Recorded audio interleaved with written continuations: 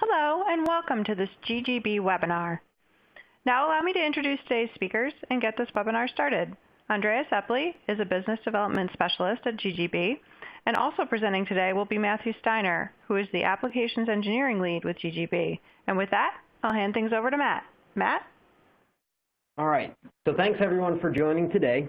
If you're not familiar, today's presentation is by GGB. We are a tribological solutions provider who provides products primarily in the form of plain bearings. Today we'll be talking specifically about our EP, or Engineered Plastics product line. And before we get started on the core topics, we want to begin with a quick overview of the company for those who may be unfamiliar. GGB is part of the Enpro family of companies. Along with the others you see here, some of which you may recognize depending on your industry, Enpro provides engineered solutions for a variety of industries across the globe. This broad reach and varied industry experience allows us to share technologies and understand industries well beyond the core markets that each individual entity may serve. Specific to GGB, we have a history dating back to the late 1800s as a provider of anti-friction metals. Notably, in 1956, we invented the DU material that combined a PTFE anti-friction layer with a metal backing. This allowed for low friction, low wear, and high load carrying capacity. Shortly thereafter, we expanded that technology to develop our DX material, which was meant to address a different range of applications. In 1996, we launched this EP line of products, and through continued investment and R&D, we have expanded that product line significantly, most recently with the launch of our EP30 material. For more than 115 years, GGB has been an industry leader in the surface friction and materials technology, offering customers unparalleled expertise in tribology, research and development, and integrated production process engineering for a vast range of applications. We have production facilities in all major regions worldwide, along with engineering teams to support your local facilities and projects. Every industry has its own set of challenging applications and requirements. GGB works to provide solutions that reduce or eliminate the need for maintenance or replacement of the bearing system. Our teams are constantly innovating to find new ways to ensure the highest levels of performance, durability, and reliability. In order to offer solutions for such a broad range of applications, we are continuously developing a number of products we can use to address the highly specific needs of industry. Today, we will focus on our engineered plastics product, but our goal is to provide the right solution for our customers and have a number of options that we can explore in order to achieve the requirements of the application. So, as we look throughout human history, the evolution of technology is often categorized by the materials that push society and technology forward. For a variety of reasons, both good and bad, it is undeniable that we're living in an age of plastics. As the capabilities of plastics continue to expand, we are finding new ways to utilize them to achieve ever-increasing needs. Many industries rely upon GGB engineered plastics to meet their needs. We're going to explore a few of these in detail, but these are by no means exhaustive. One of our larger markets is automotive. Due to the broad range of materials from which to choose, they can tolerate a number of environmental considerations, including a wide range of temperatures, interacting with a variety of lubricants and chemicals, or operating dry. They are known for providing quiet and smooth operation. One place where we have found quite a bit of success is in active aerodynamic systems. With various linkages and pivots and mechanisms in these systems, each material and geometry can provide unique value to the system. Another industry that utilizes the EP product line is aerospace. 4 of our materials are qualified for in-cabin use according to the Boeing specification. They are flame resistant and when burned do not emit the smoke or toxic byproducts that need to be avoided in these circumstances. As aircraft interiors become more advanced, with increased comfort systems, the EP products can enable the increased range of motion required, while maintaining the quiet and smooth operation that is demanded by today's travelers. Beyond those two specific markets, the EP range can be used in a wide variety of applications, including food and beverage, medical, oil and gas, construction and agriculture, recreational, railway, and energy. The demands of these applications and industries are obviously very unique and incredibly varied. We will look briefly at two of them. Firstly, recreation. Consider a bicycle.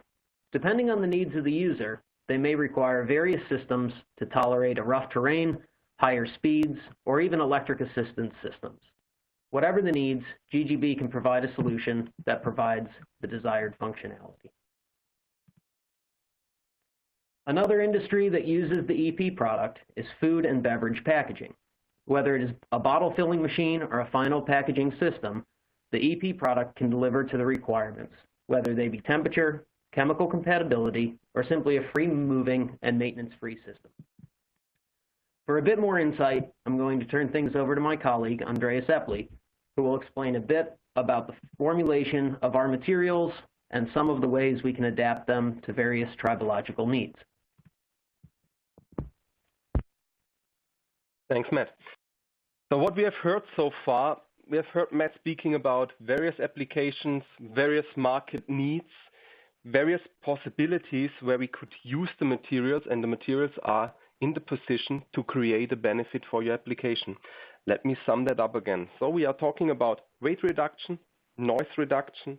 We are talking about corrosion resistance, chemical resistance, for sure. That comes from the correct select or choice of our raw material. We are in the position to integrate various components, what could bring you as our customer to the position to decrease the part list. We have a freedom of shape. We could produce here nearly everything. You see on the right side just a small portion of the parts what we are producing. We use all the time homogeneous materials. We are in the position to customize our material properties, what generates the benefit for the customer that we could use a raw material, adjust it, and are in the position to reduce, in some cases, the costs. We have low friction materials with a high durability. When we sum that up, GGB speaks about performance in all shapes. When we are talking about the perfect combination of materials, we are talking about the correct selection of a base material, a fiber, and a solid lubricant. Here, for us, it is very important to choose the best material combination for the application. The basement of that is a good discussion with the customer to analyze the application and to point out the pain points. Here, let's start with the base material. The base material is the basis for the temperature and chemical resistance and will provide an optimal wear resistance. The next thing is our engineered fiber, what we are using to reinforce the bearing material that it withstands the forces and the edge loads. Last but not least, we add a solid lubricant to generate an automatic micro-lubrication for the shaft and reduce the friction of the system and support the wear resistance. You all have seen before the plastic pyramid. What we want to show you here is that we are starting our engineered plastic range directly at an engineering plastic level and go up to the image-sized materials range. Here we have the great benefit that we could choose for nearly all applications one material out of that range which meets the needs of the customer.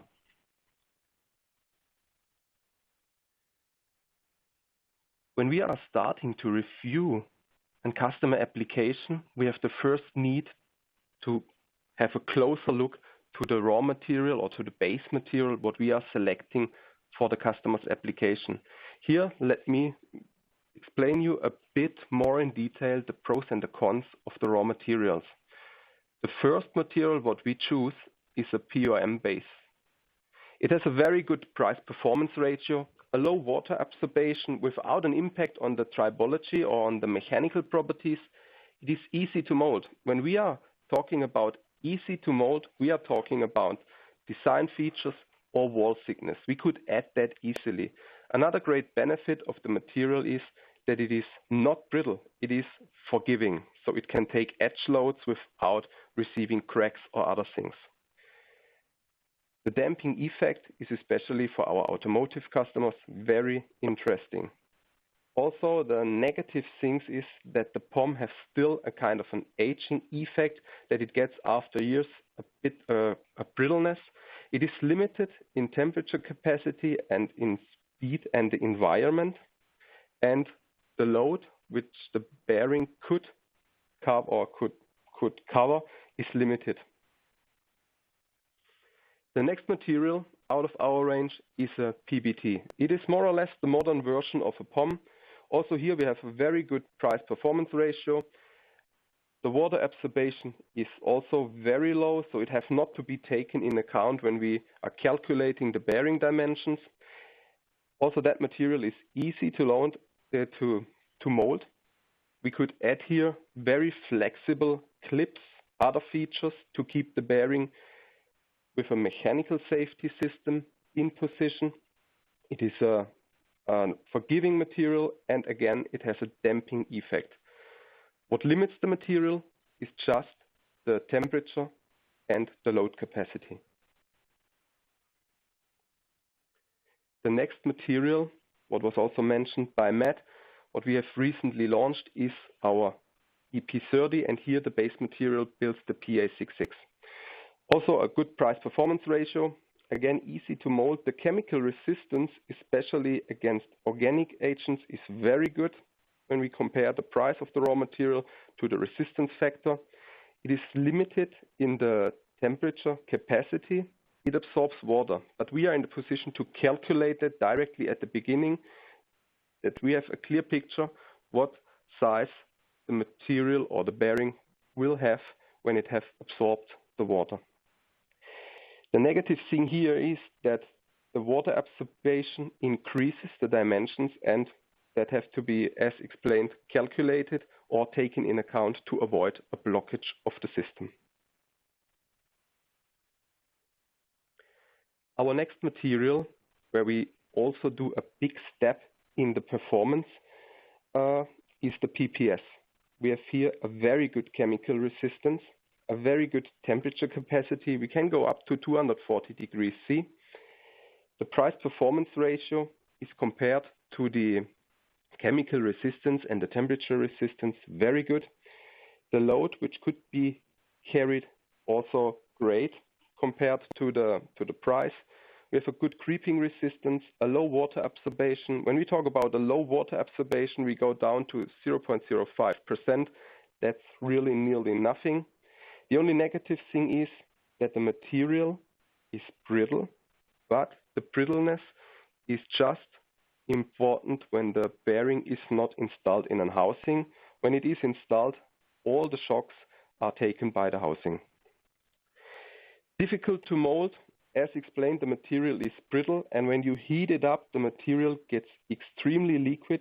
So we have all the time to find a compromise between sealing the tooling and let the air controlled out of the tooling to avoid any burning of the material.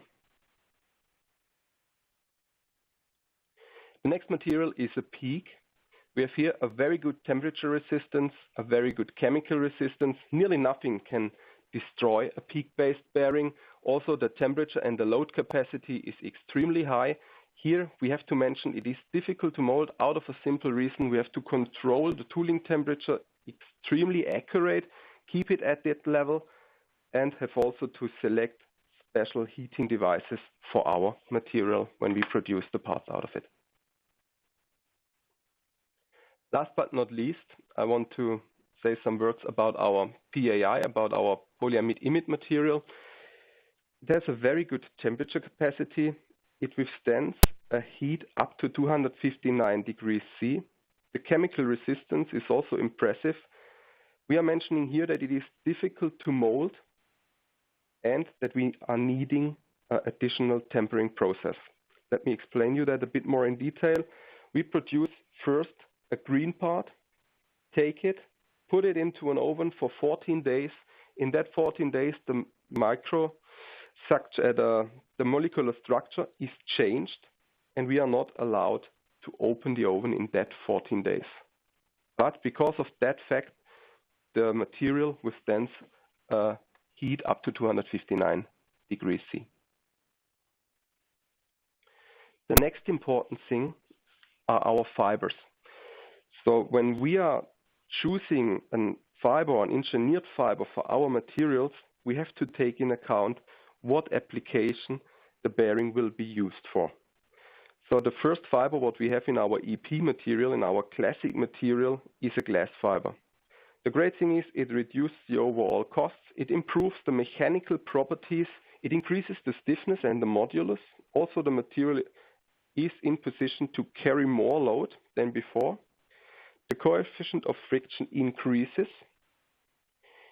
and the surface counterpart have to be hardened because of the abrasive behavior of the glass fibers. The negative thing is we are not wearing down the glass fibers. That's why we need that hardened shaft, for example. The next fiber, what we are using in our modern line, is the aramid fiber. It do not improve mechanical properties. It also does not change the surface hardness of our material. The morphologic and chemical nature does not reduce the wear resistance, and also we do not need any hardened material as a counterpart for it. So we could use various shaft materials when we have a aramid fiber included. Last but not least, we have our carbon fibers. Here we have nearly the same behavior like a glass fiber. The carbon fiber also increases the stiffness, the modulus, and the load.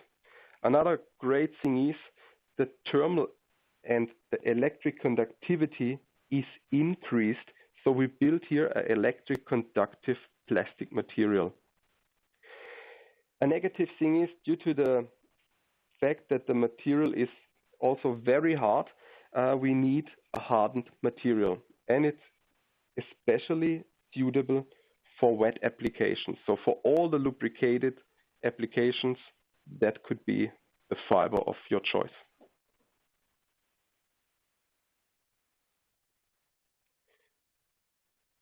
The final key component is definitely the lubrication. So all EP products contain PTFE.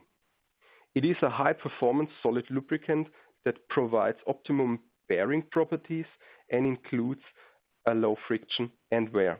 What you see here in the microsection on the right side is just the microsection of one of our materials, where you see that all our materials are homogeneously built. So that means we do not add any fibers or lubricants late in the process. We add that directly during our granulation process.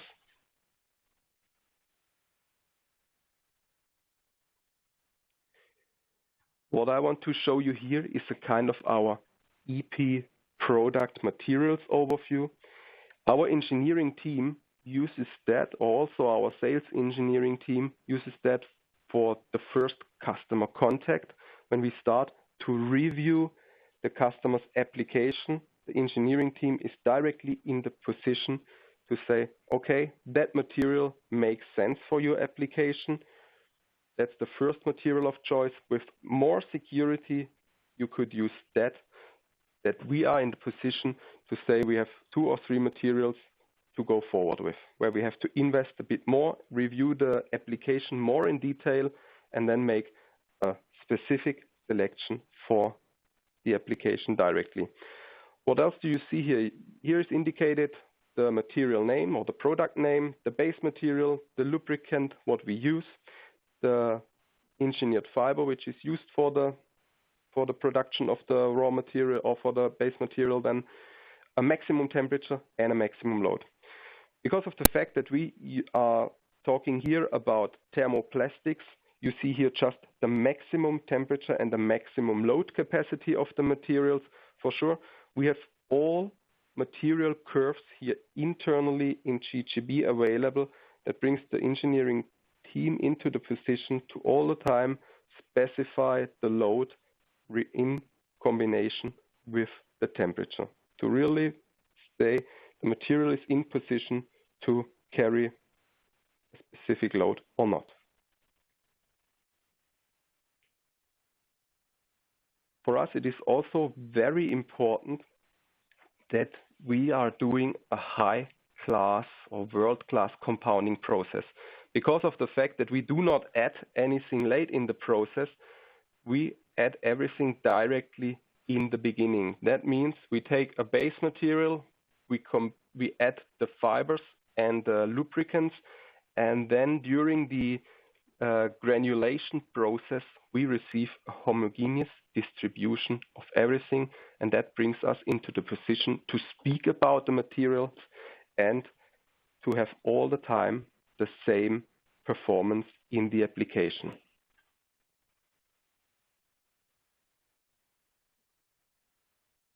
What you see here is just some pictures of the GGB Test Labs. For us, it is very important that we are equipped with these test labs because we all the time are doing friction and wear tests or, for example, also yield strength tests.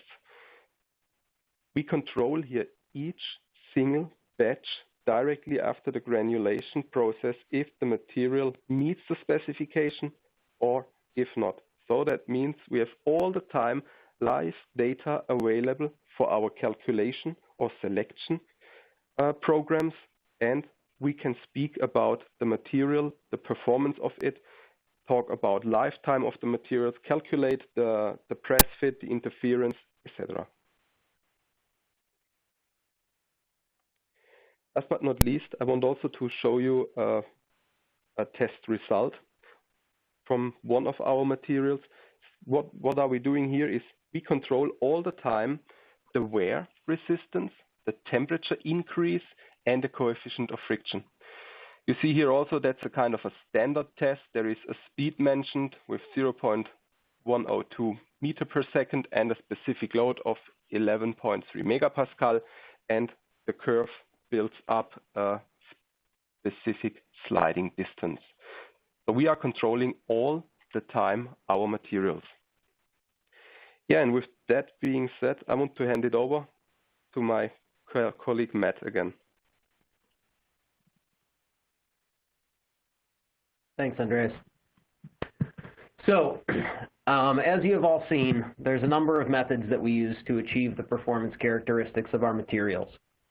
Using these various materials in combinations, we're able to achieve a product that combines the dimensional needs and mechanical properties, along with the frictional and wear performance that are needed for a number of applications.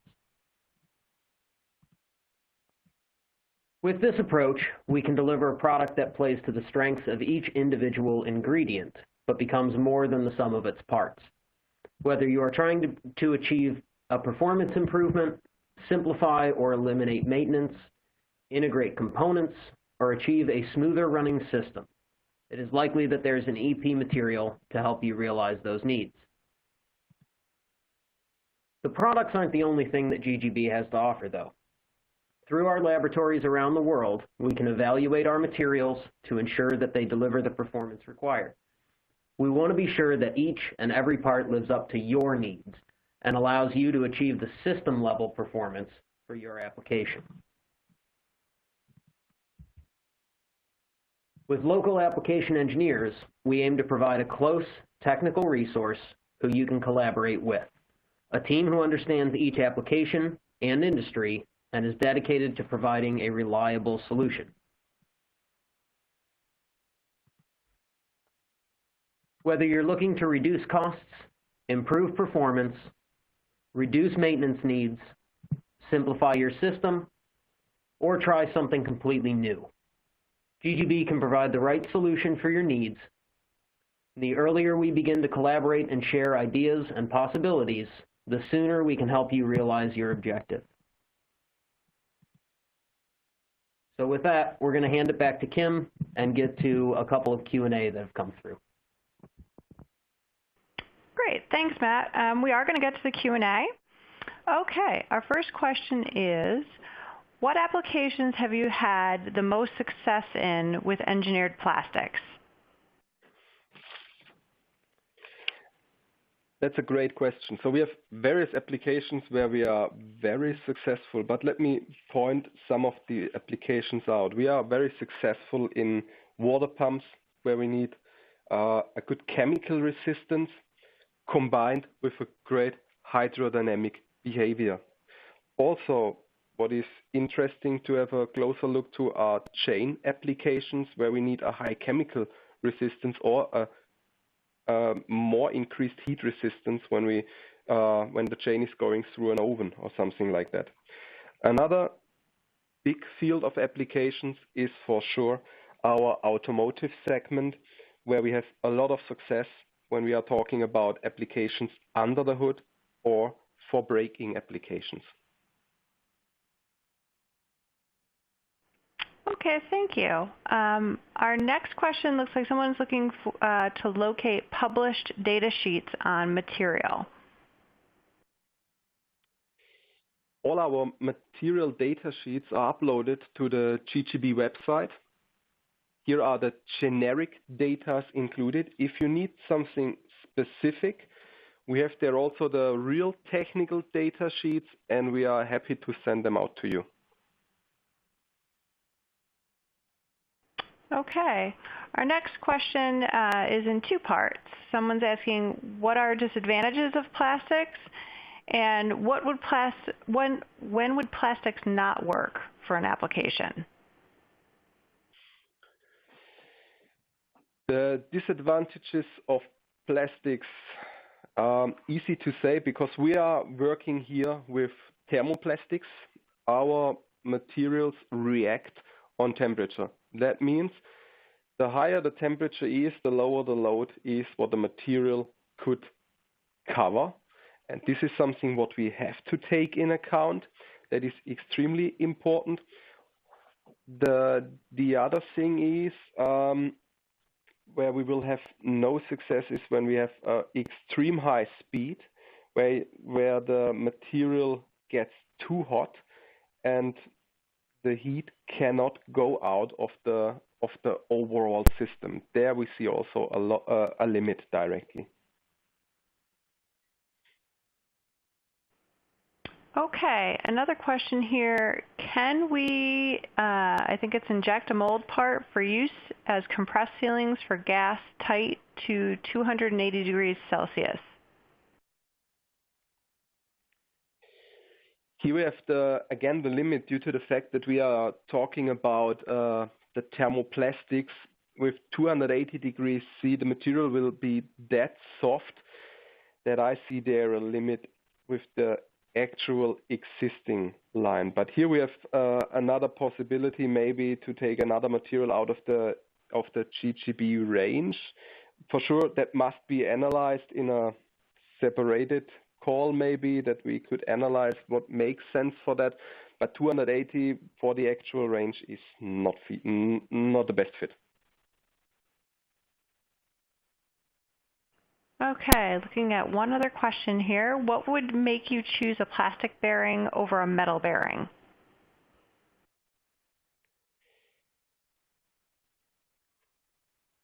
What made me choose there? We have various benefits when we are talking about the plastics, but let me start in that way. I think both material ranges are important for the market. They have all their benefits, but what is pointed out with the plastics is definitely that we are in the position to reduce the weight. We can decrease the level of noise when we just think about the electrification. We have that amount of spoiler applications to decrease the noise of the overall system, or we have the possibility to integrate various components where we are in some cases limited with steel stamping or something like that. The corrosion resistance is for sure impressive. That's self-explaining in my point of view. We are talking about the plastic part, the chemical resistance for sure. Freedom of shape, we are not limited somewhere. When it could be pushed out of injection molding tool, we are in the position to produce it. So that's the overall sum up in my point of view, what makes sense to, or why it makes sense to choose an EP material, engineered plastic. Okay, thanks.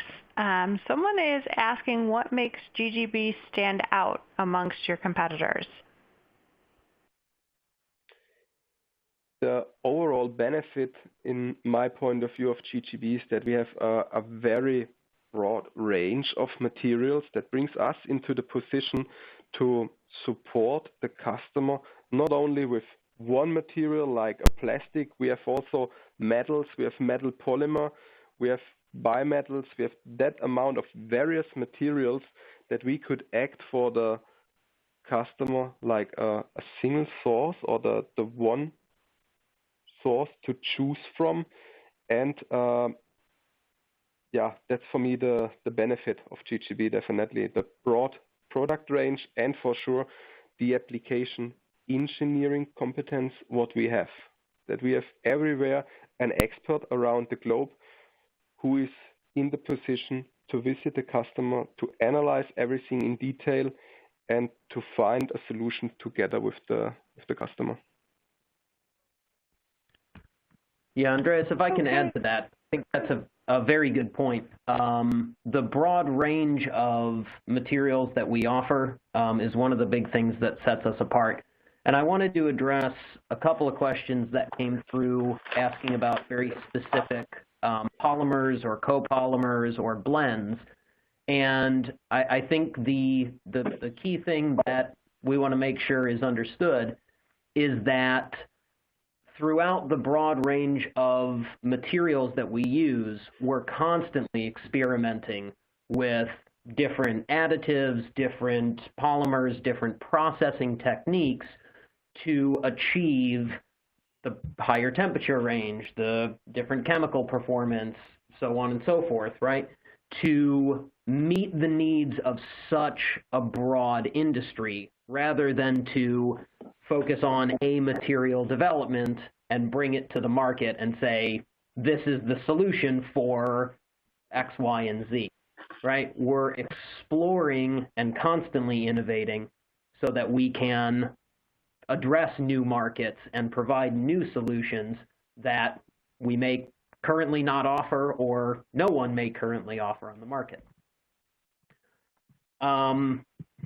If I may, there also came a question here. We used the term metal polymer a couple of times there. Metal polymer technology is, we touched on it at the beginning with the DU material. So it's a metal backing with a porous bronze layer that we can then bond a PTFE or other polymer to. So it's a heterogeneous material of steel, bronze, and polymer.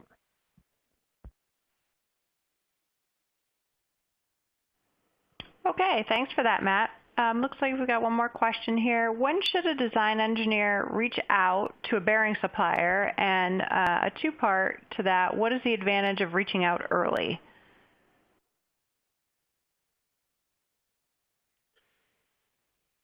The best timing for contacting us is as early as possible. So the best thing is when you really have a white piece of paper in front of you. That brings us also into the position to help you with the design and also to choose the best fit for your application.